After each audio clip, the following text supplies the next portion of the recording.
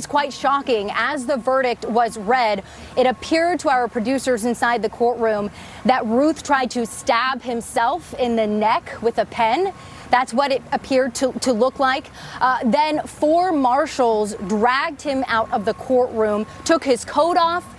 They then shackled him at the waist and ankles, and then they brought him back into the courtroom. So again, this just in from our producers. As the verdict was being read, Routh tried to hurt himself in the neck with a pen.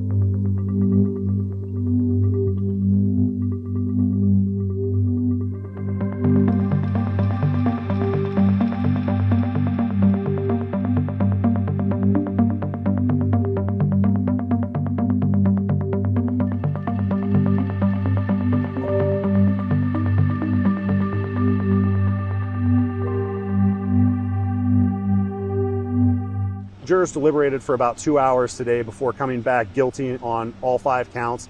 As the jurors were being escorted out of the courtroom, Mr. Routh picked up a pin and started stabbing at his neck. The marshals that were in the courtroom swarmed him immediately, grabbed his arms and basically dragged him out of the courtroom. His daughter, who has been in the courtroom for the past 2 weeks during the trial, she began screaming.